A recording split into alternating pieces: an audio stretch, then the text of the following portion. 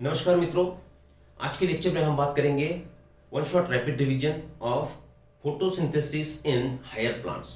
अभी higher plants में particular इसमें हम इस लेक्चर में जिन चीजों का जिक्र करेंगे वो होगी हमारी C3 पाथवे, C4 पाथवे और फोटो रिस्पिरेशन, और उसके बाद में थोड़ा सा हाईलाइट कर देंगे your factors affecting rate of photosynthesis. ठीक है, एनसीईआरटी की ही लाइन टू लाइन यहाँ पे स्लाइड्स पे होगी, इसके आप स्क्रीनशॉट ले लीजिए। जो भी पॉइंट्स हाईलाइटेड है that carries more importance, more weightage, और ऐसे पॉइंट्स हो गए हाईलाइटेड कि जो आप भूलने की संभावना होती है या तो आपको जिसे ब्रीफ रिवाइज करना है। ठीक है, बहुत सारी चीजें आप लोगों की हो चुकी है, ये कंसिडर करके ही अभी हम थोड़ा सा स्पीड से इसे कवर कर लेंगे। राइट, चलो देखते हैं अभी one shot rapid revision of photosynthesis in higher plants. Well, देखिए, where are the ATP and NADPH used? These are the products of light reaction as we have discussed it in last lecture. Clear है, केमी osmosis तक के हमने सब चीजें clear की थी। तब लाइट रिएक्शन हुई, उसमें साइक्लिक फोटोफॉस्फोराइलेशन हुआ, नॉन साइक्लिक फोटोफॉस्फोराइलेशन हुआ, उसमें जो प्रोडक्ट बने थे that those product were ATP and NADPH2।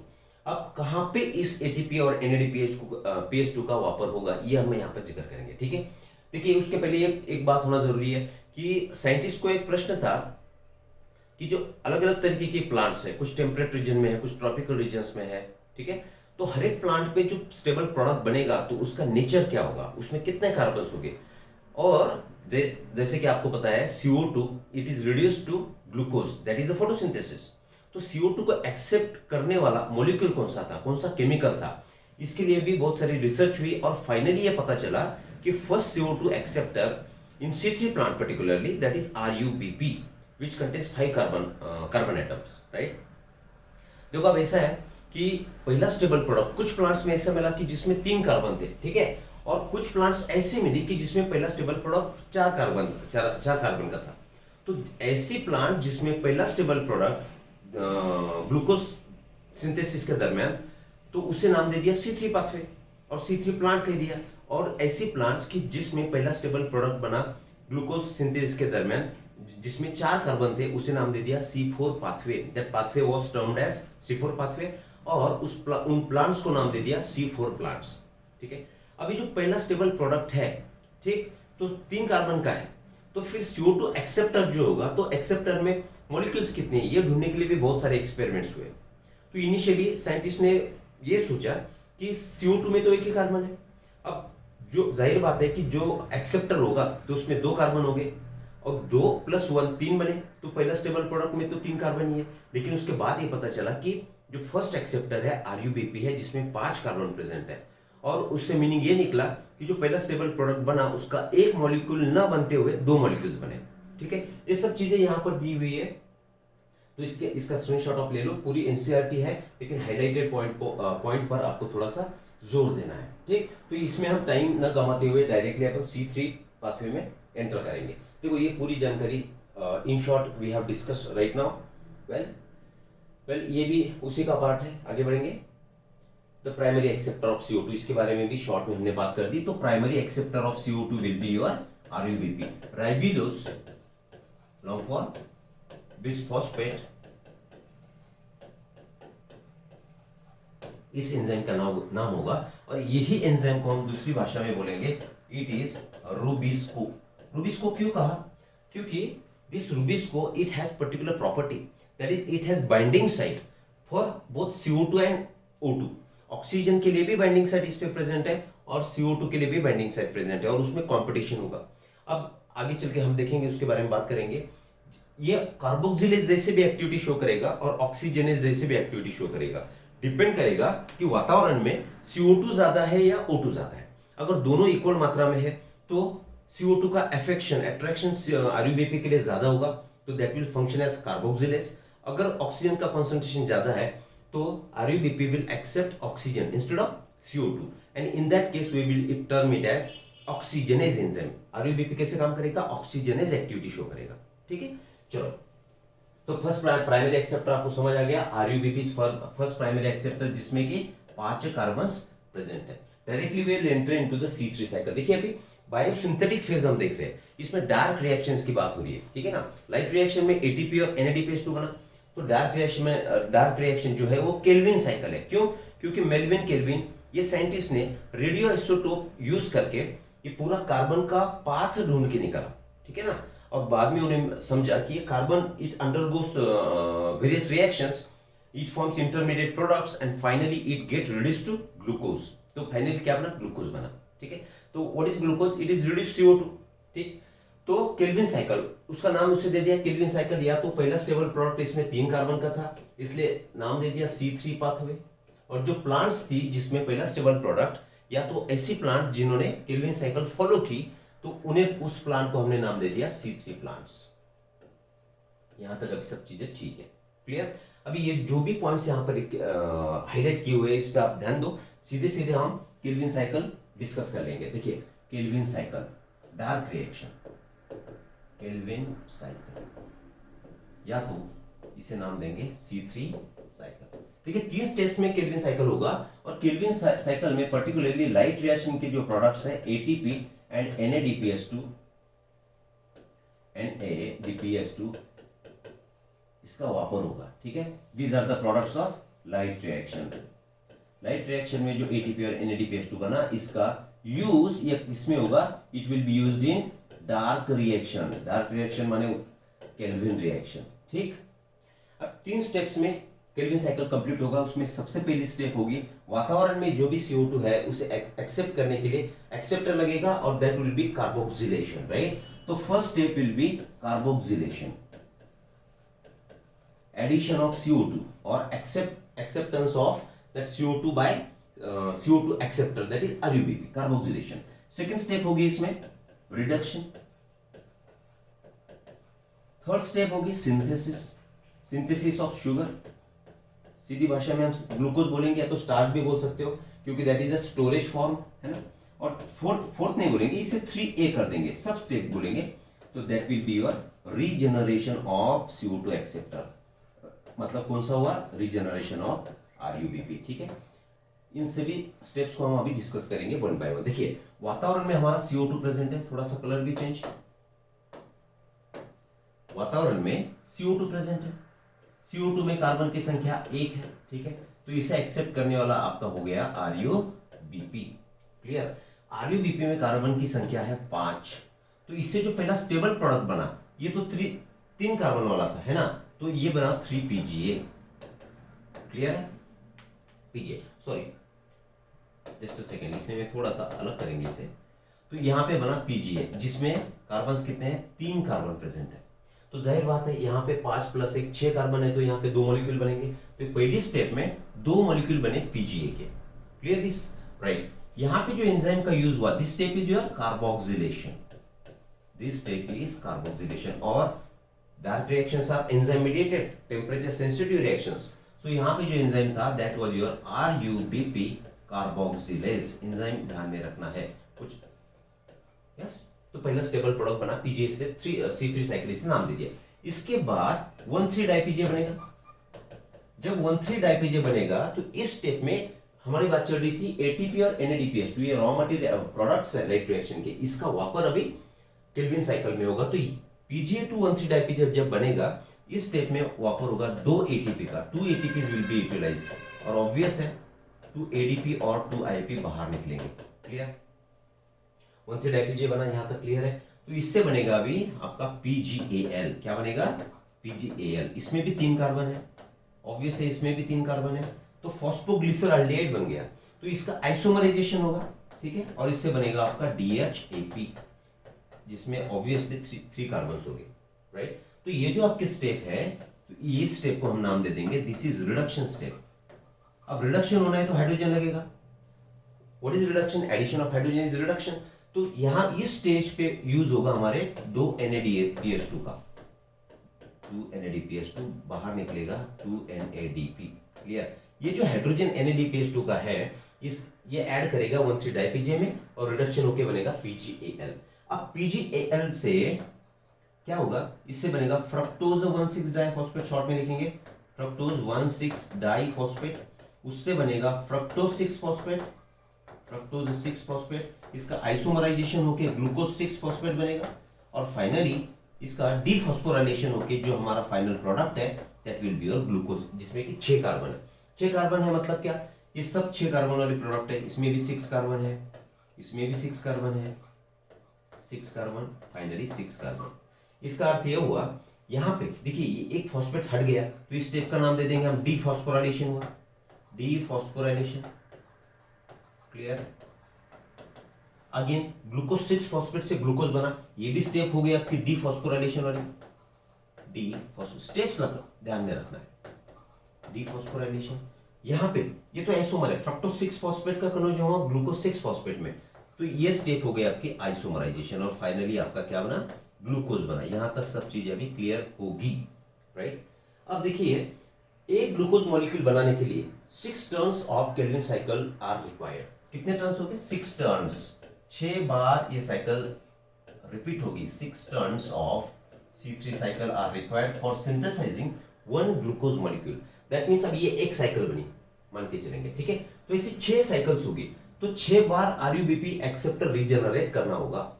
तो ठीक है, तो ये जो स्टेप होगी पीजीएल से आरयूबीपी बनना, this step will be termed as regeneration of RUBP. इसे बोलेंगे हम रीजनरेशन, ठीक। या तो उसे शुगर फॉस्फेट इंटर कन्वर्जन भी हम बोल सकते हैं, राइट। तो इंटरमीडिएट प्रोडक्ट इसमें बनेगा आरयूएमपी, मोनोफॉस्फेट, राइबोलोज मोनोफॉस्फेट, जिसमें फॉस्फेट ऐड करेगा और आरयूबीपी बनेगा। तो जब आरयूएमपी, इसमें भी 5 कार्बन है, आरयूएमपी से आरयूबीपी बनेगा, तो ये स्टेप पे यूज होगा आपके एटीपी का, एक एटीपी यहां पे यूज होगी। क्लियर है। और हमने बात करी 6 टर्न्स होने वाले, तो जो प्रोडक्ट्स बने यहां पर जितने भी स्टेप्स में, तो ये सब डबल हो जाएंगे, ठीक है ना। तो कितने पीजीए बनेंगे, 12 पीजीए बनेंगे, ठीक है। यहाँ पे 12 एटीपी लगेंगे, तो 12 एडीपी बनेंगे, उससे 12 मॉलिक्यूल किसके लगेंगे, 1,3 डाईपीजीए के बनेंगे, 12 पीजीएल बनेंगे, क्योंकि 6 बार टर्न हो रहा है और ये सब 2-2 की संख्या में प्रेजेंट है। Clear, right. अब देखिए ग्लूकोज तो बन गया, ग्लूकोज में हमारी 6 कार्बन है, टर्न हो रहे हैं हमारे 6 बार टर्न हो रहा है, ठीक है। और आरयूबीपी 6 बार हमें रीजनरेट करना है। आरयूबीपी में कार्बन की संख्या है 5 और हमारे टर्न है 6, ठीक है। तो 6 टर्न में तो 6 बार अगर आरयूबीपी बनाना है तो हमें कितने कार्बन की जरूरत होगी, 30 carbon are required for synthesising और रीजनरेटिंग आरयूबीपी। अब टोटल जो संख्या होगी कार्बन की, देखिए 12 मॉलिक्यूल बने पीजीएल के, और पीजीएल में 3 कार्बन है, ठीक है। तो 12 मल्टीप्लाई बाय 3 36 कार्बन हो गए, 36 में से 6 हमने ग्लूकोज सिंथेसिस में यूज किए, तो बचे हमारे पास 30 कार्बन जो यूटिलाइज हो गए रीजनरेशन ऑफ आरयूबीपी में। होप यहां तक आपको सब चीजें समझ आई होगी। ध्यान में रखना है, प्रश्न आएगा how many ATPs are required for synthesising 1 glucose molecule. सीधी बात है, यहां पर 12 एटीपी का वापर हुआ और यहां पे 6, मतलब in totality 18 ATPs are required, ठीक है। एक ग्लूकोज का अगर मॉलिक्यूल बनाना है तो 18 एटीपी लगेंगे, और NADPH2 कितने लगेंगे, 12। देखिए यहां पर 12 NADPH2 लगेंगे। मैंने यहां पे गलती से लिख दिया, ठीक है ना, तो 12 लगेंगे। तो 12 NADPH2।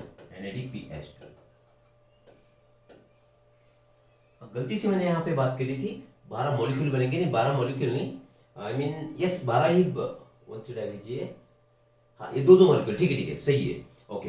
तो कितनी एटीपीज लगे, 18 एटीपी और 12 NADPH2 का यूज हुआ फॉर सिंथेसाइजिंग 1 ग्लूकोज मॉलिक्यूल।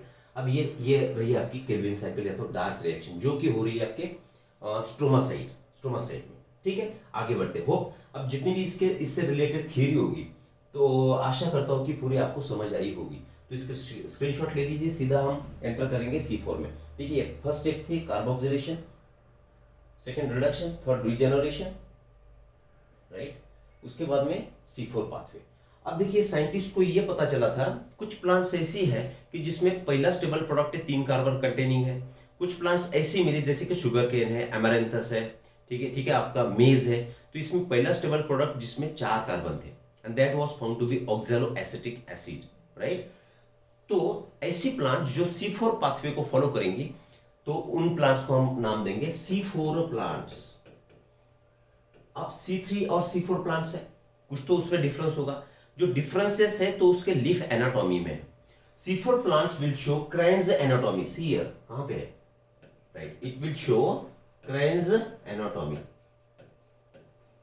ठीक है। अब क्रेंच का मतलब होगा रिथ, रिथ मतलब necklace like structure. Bundle sheath जो भी हो गया, वेस्कुलर बंडल है, उसके आजू बाजू में कुछ लेयर्स हो गए सेल्स के, उसे हम बोलेंगे योर बंडल शीट सेल। दो तरीके की सेल्स यहाँ पे प्रेजेंट होगी जो एनाटॉमी डिफरेंट है, C3 और C4। अगर दो पाथवे अलग है तो उसमें कुछ एनाटॉमिकल डिफरेंसेस भी जरूरी है। तो C3 जो प्लांट्स है, C3 प्लांट्स, राइट, तो इसमें सिर्फ मिसोफिल सेल्स प्रेजेंट है, ठीक है, और हर एक मिसोफिल सेल में C3 पाथवे ऑपरेट करेगा। लेकिन जो C4 प्लांट्स है, तो C4 प्लांट्स में mesophyll cells, mesophyll and bundle sheath cells are present, bundle sheath sales.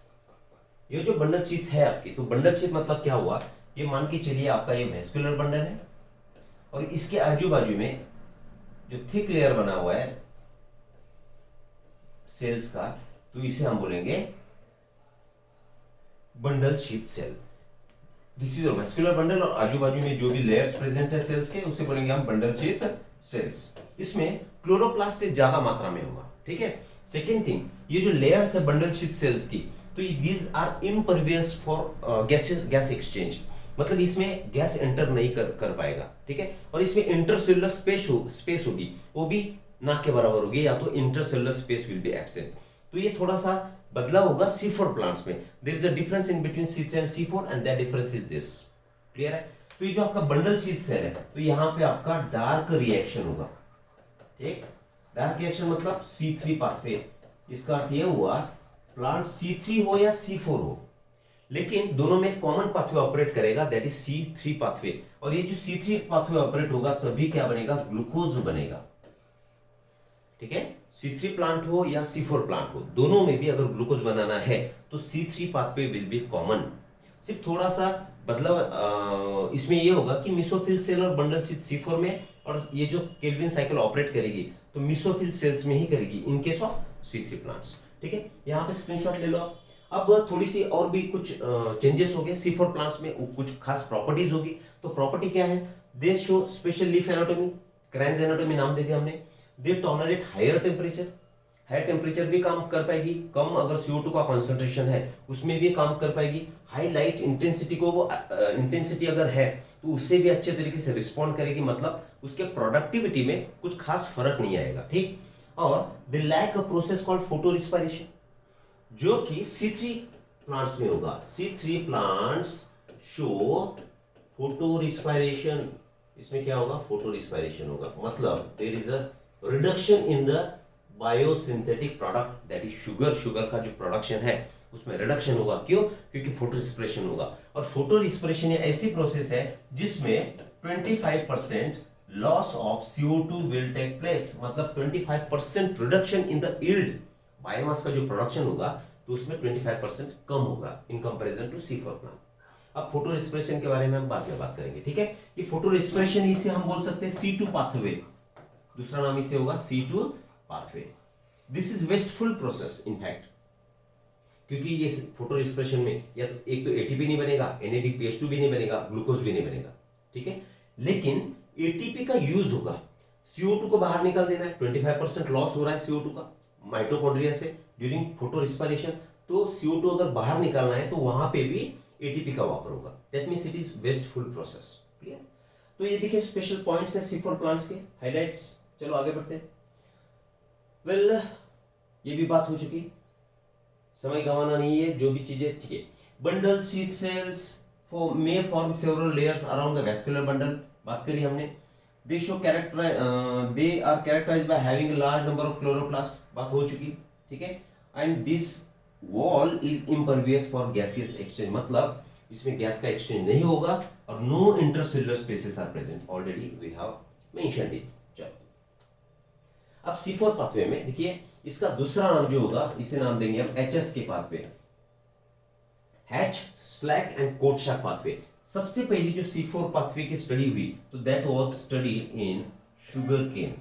Clear है, शुगर केन में इसकी स्टडी हुई। अदर एग्जांपल्स हो गए आपके मेज है, या तो आपका एमेरंथस है, बहुत सारे प्लांट्स इसमें हम मेंशन कर सकते हैं, ठीक, राइट।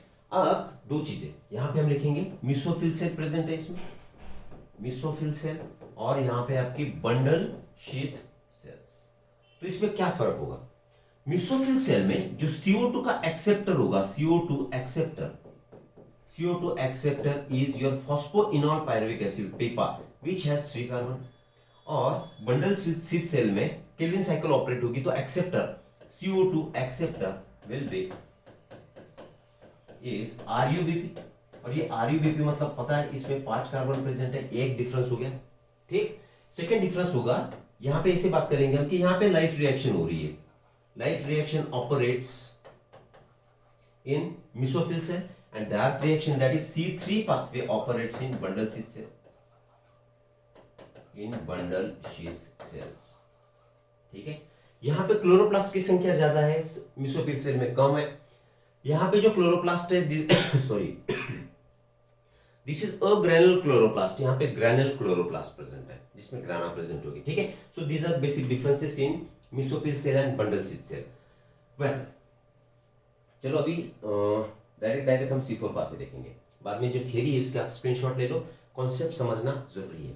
देखिए अब यहाँ पे बॉक्स टाइप में हम निकालेंगे, ये बना आपका लीफ में मिसोफिल सेल्स, यहाँ पर मिसोफिल sales, these are mesophyll cells and these are bundle sheath cells। ठीक है, mesophyll cell, bundle sheath cell, this is mesophyll cell, this is bundle sheath cell। ठीक, यहाँ पे देखिए वातावरण में अभी CO2 है। ठीक है, अब और एक बात, जो पेपा है यहाँ पे लिख देंगे। हमने कहा मिसोफिल सेल में जो CO2 का एक्सेप्टर होगा that is your Peppa, phosphoenol pyruvic acid, जिसमें 3 कार्बन है। ठीक है, तो ये एक्सेप्ट करेगा मिसोफिल सेल में। पेपा की खास प्रॉपर्टी है, phosphoenol pyruvic acid can accept CO2 at even 2 ppm concentration। 2 ppm concentration भी अगर है वातावरण में, मतलब 10 लाख अगर एयर के मॉलिक्यूल है और उसमें सिर्फ 2 मॉलिक्यूल CO2 के हैं, फिर भी पेपा उसे एक्सेप्ट करेगा, एब्सॉर्ब करेगा।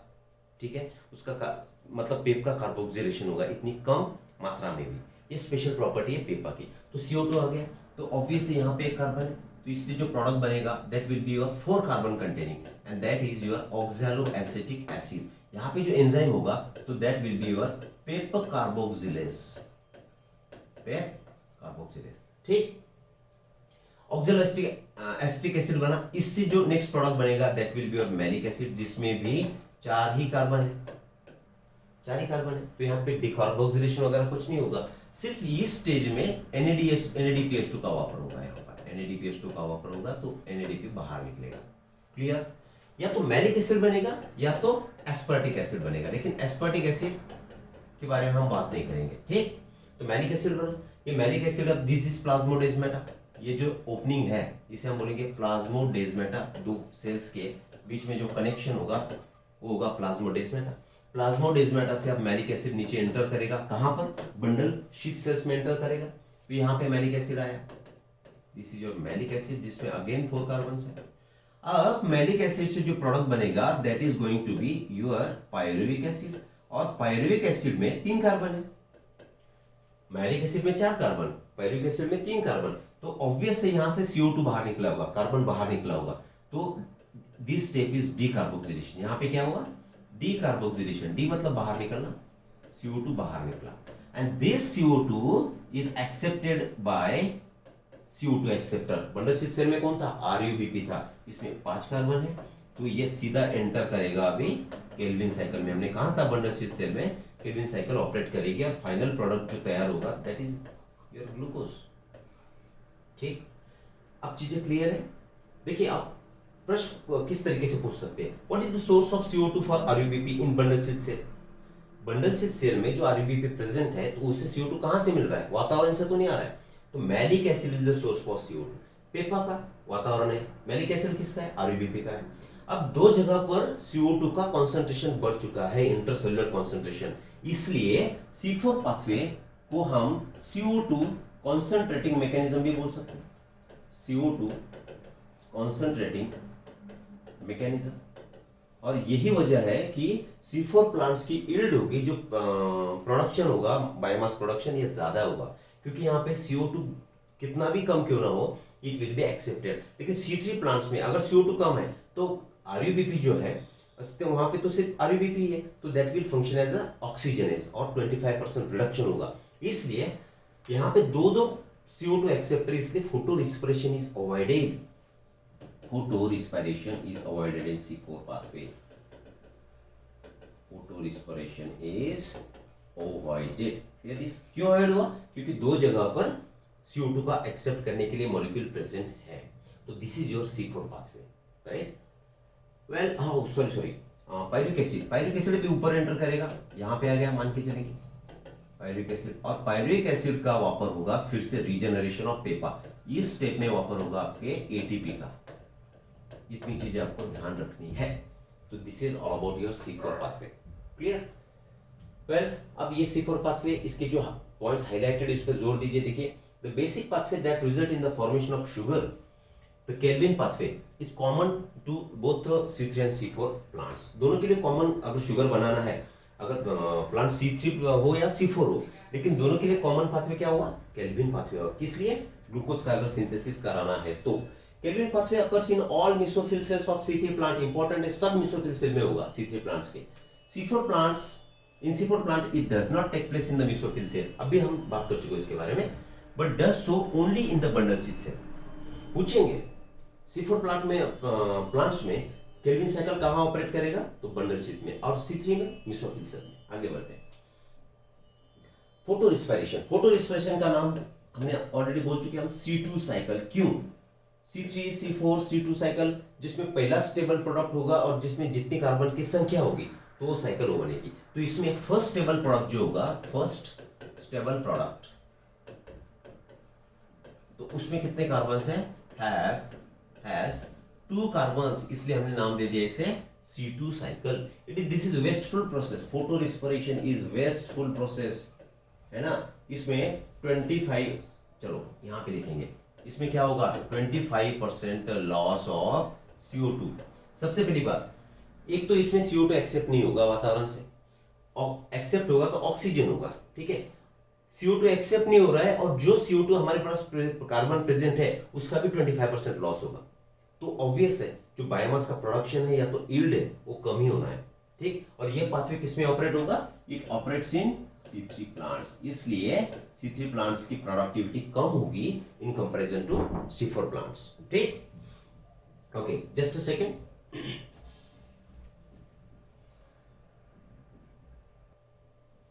ठीक है, तो रूबिक्स को ऑलरेडी शुरू में हमने बात करी थी कि it can bind both O2 and CO2। अगर CO2 बाइंड करेगा तो it will act as carboxylase enzyme, और अगर ऑक्सीजन को बाइंड करेगा तो that time rubisco will function as oxygenase enzyme. अब ये ऑक्सीजनेज और कार्बोक्सिलेज कब फंक्शन करेगा? देखो, CO2 और अगर CO2 और O2 इसका जो प्रपोर्शन है अगर इक्वल होगा तो RUBP किसे अट्रैक्ट करेगा? तो CO2 को एक्सेप्ट करेगा।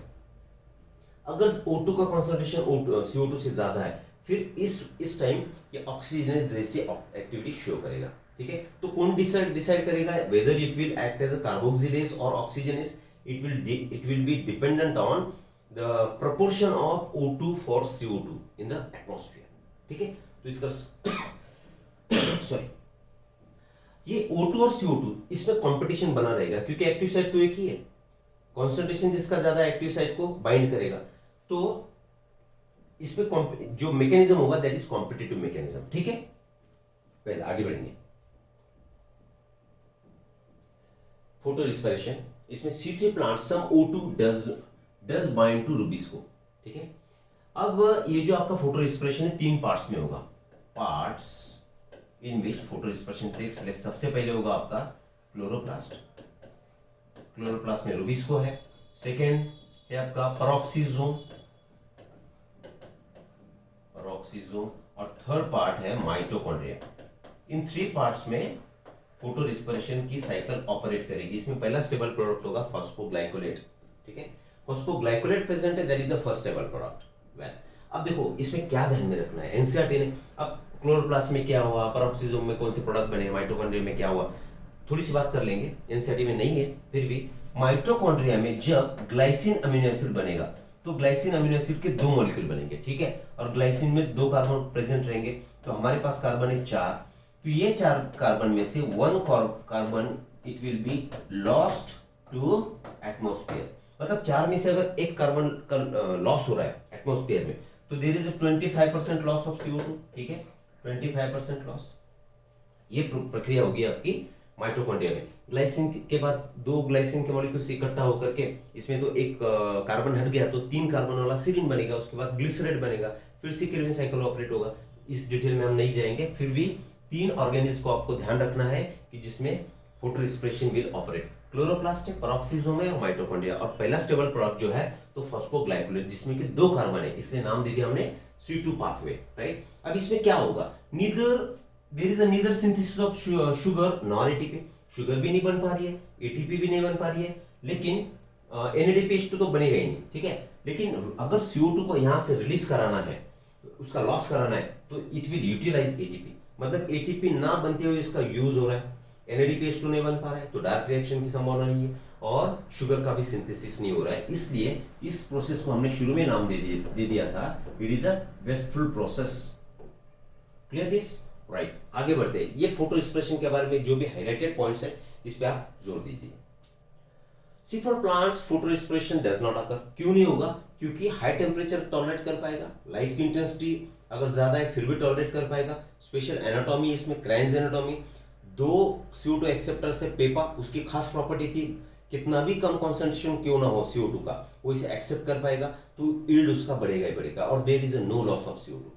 बल्कि इंट्रासेलुलर कॉन्सेंट्रेशन जो है CO2 का C4 प्लांट में बढ़ेगा, जैसे कि बंडल शीर्षक में हमने कहा था malic acid is a donor of CO2 for RBP, ठीक है। तो ये सब कारण है कि C4 प्लांट की यील्ड क्यों ज्यादा है, तो ये हाइलाइटेड पॉइंट्स है, इसे आप देख लीजिए, ठीक। चलो राइट, नाउ अंत में factors affecting rate of photosynthesis. देखिए एक्सटर्नल और इंटरनल फैक्टर्स, प्लांट फैक्टर या तो एक्सटर्नल फैक्टर, ये डिटरमाइन करेंगे कि रेट ऑफ फोटोसिंथेसिस कितना होगा, कम होगा या ज्यादा होगा। प्लांट फैक्टर जिसे इंटरनल फैक्टर्स हम बात करेंगे उसके बारे में, तो इसमें इंटरनल फैक्टर्स में क्या आएगा, number, size, age and orientation of leaves, leaves orient कैसे, उसका एज कितना है, साइज कितना है और उसका नंबर कितना है, ठीक है। उसमें मेसोफिल सेल की संख्या कितनी है, क्लोरोप्लास्ट कितना प्रेजेंट है, इंटरनल CO2 का कॉन्सेंट्रेशन कितना मौजूद है, और अमाउंट ऑफ क्लोरोफिल कितना है, ये इंटरनल फैक्टर्स हो गए। और ये जो इंटरनल फैक्टर्स है तो these are genetically predisposed, that means plant की जेनेटिक्स पे डिपेंड करेगा कि ये फैक्टर्स कितनी संख्या में या तो कितने कॉन्सेंट्रेशन में उपलब्ध होगी, ठीक। चलो आगे बढ़ते हैं, एक्सटर्नल फैक्टर की बात करेंगे। एक्सटर्नल फैक्टर में आएंगे आपके सनलाइट, टेम्परेचर, CO2 कॉन्सेंट्रेशन और वाटर, क्लियर है। अब ये चारों फैक्टर एक्सटर्नल फैक्टर, चलो इंटरनल फैक्टर की बात नहीं करेंगे। अब 4 फैक्टर्स है जो कि रेट ऑफ फोटोसिंथेसिस कंट्रोल करेंगे। अब 4 फैक्टर एक ही केमिकल रिएक्शन को ऑपरेट करेंगे, तो इसमें से जिसकी क्वांटिटी कम होगी, जिसका कंसंट्रेशन कम होगा, वो डिसाइड करेगा रेट ऑफ फोटोसिंथेसिस कितना होगा। मान कीजिए फॉर एग्जांपल देखिए, अब सनलाइट ऑप्टिमम है, जितना सनलाइट चाहिए उसकी क्वालिटी हो, इंटेंसिटी हो, जो भी है, टेम्परेचर भी राइट टेम्परेचर है, जितना भी ऑप्टिमम है, वाटर भी सही मात्रा में उपलब्ध है, लेकिन CO2 का कंसंट्रेशन जो कि होता है हमारा 0.03 टू 0.04, इतना कंसंट्रेशन होगा वातावरण में। अगर इससे कम कंसंट्रेशन प्रेजेंट है, मतलब तीनों फैक्टर्स एकदम ओके, लेकिन एक फैक्टर कम संख्या में या तो मात्रा में कंसंट्रेशन में प्रेजेंट है, तो ये फैक्टर डिसाइड करेगा कि रेट ऑफ फोटोसिंथेसिस कितना होगा। तो this is given by law of limiting factor, law of limiting factor, मतलब 4 फैक्टर हमारे पास है, तो इसमें से जो भी फैक्टर कम मात्रा में प्रेजेंट होगा वो डिसाइड करेगा कि फोटोसिंथेसिस कितना होगा। And this law of limiting factor it is given by Blackman in 1905, ठीक है। इसे दूसरा लॉ भी बोल सकते हैं हम, लॉ ऑफ मिनिमम। इसका अर्थ ये हुआ जो फैक्टर मिनिमम क्वांटिटी में प्रेजेंट है that will decide rate of photosynthesis. Clear this, इसका स्क्रीनशॉट ले लीजिए, शॉर्ट में हमने सब चीजें यहां पर बता दी है। अब इसका स्टेटमेंट देखिए, लॉ ऑफ लिमिटिंग फैक्टर का, if a chemical process is affected by more than one factor, अगर कोई केमिकल प्रोसेस है और उसमें एक से ज्यादा फैक्टर इन्वॉल्व है, its a rate will be determined by the factor which is nearest to its minimal value. तो फोटोसिंथेसिस का रेट कौन डिसाइड करेगा? जिसकी वैल्यू ये मिनिमम से कम होगी. It is the factor which directly affect the process of its quantity if it's quantity is changed. ये ऐसा फैक्टर होगा कि अगर उसकी क्वांटिटी चेंज होगी तो रेट ऑफ फोटोसिंथेसिस भी चेंज होगा. ठीक, एग्जांपल हमने डिस्कस कर लिया, आगे बढ़ेंगे. ठीक है, पहला फैक्टर हमारा लाइट. ठीक है, लाइट की क्वालिटी और उसकी क्वांटिटी, इंटेंसिटी, ये दोनों चीजें ध्यान में रखना जरूरी है. और उसका duration of exposure to the light. ठीक है, लाइट की क्वालिटी इंपॉर्टेंट है, लाइट इंटेंसिटी और the duration of exposure to light. Clear है? ड्यूरेशन अगर ज्यादा है तो फोटोसिंथेसिस ज्यादा होगा. ठीक है, उसमें भी short day long day plant जो है उसके बारे में बात नहीं करेंगे. ठीक है, लाइट इंटेंसिटी, अगर लाइट इंटेंसिटी एक सही है, लो लाइट इंटेंसिटी से थोड़ा सा उसमें इंक्रीज हो करके जैसे जैसे लाइट इंटेंसिटी इंक्रीज करेगी रेट ऑफ फोटोसिंथेसिस इंक्रीज होगा. दैट मींस उसमें लीनियर रिलेशनशिप होगा. लेकिन एक लेवल तक के, एक लेवल क्रॉस करने के बाद अगर आप लाइट इंटेंसिटी बढ़ाओगे तो there will be breakdown of chlorophyll. Clear है? तो देखिए ये इंपॉर्टेंट ग्राफ है, बहुत बार पूछ भी चुके हैं एग्जाम से, अलग अलग एग्जाम्स में. देखिए लाइट की इंटेंसिटी जैसे जैसे बढ़ते जा रही है तो रेट ऑफ फोटोसिंथेसिस बढ़ रहा है, लेकिन पर्टिकुलर लेवल तक. उसके बाद में there is no further increase in the rate of photosynthesis. अब क्वेश्चन क्या करेंगे, ए क्या इंडिकेट कर रहा है, बी क्या डिनोट करेगा, सी क्या डिनोट करेगा, या तो डी, अगर डी क्या इंडिकेट करेगा. ठीक है, तो इसके बारे में थोड़ा सा देख लो. राइट, इसके बारे में बात होगी. At higher light intensity gradually the rate does not show further increase. बात हो चुकी. Light saturation occur at, important line है, light saturation occur at 10% of full sunlight. अगर फुल सनलाइट है तो उसमें से सिर्फ 10% भी है तो उसमें पूरा सैचुरेशन हो जाएगा. Right, except for the plants in the shade and the dense forest light is rarely limiting factor. That means light ये फैक्टर कैसा है, it is rarely limiting factor.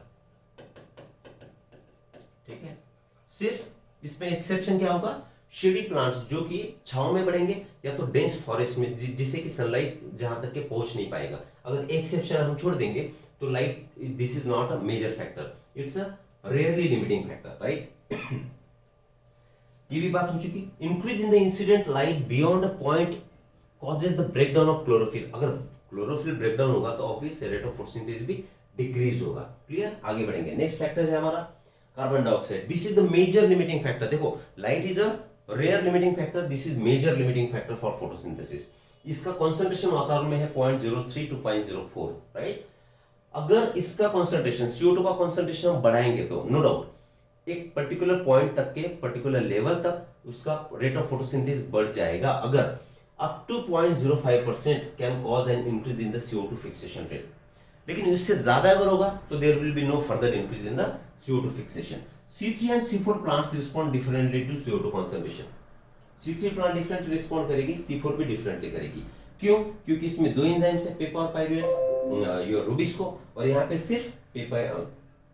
सिर्फ RUBP प्रेजेंट है. इसलिए जो रिस्पॉन्स होगा CO2 कॉन्सेंट्रेशन को लेकर के तो अलग होगा. एट लो लाइट कंडीशन, अगर लाइट की कंडीशन कम है तो C3 और C4 दोनों भी हाई CO2 कंडीशंस को रिस्पॉन्ड नहीं करेंगे, क्योंकि लाइट इंटेंसिटी होना जरूरी है बोथ केसेस में, C3 है या C4.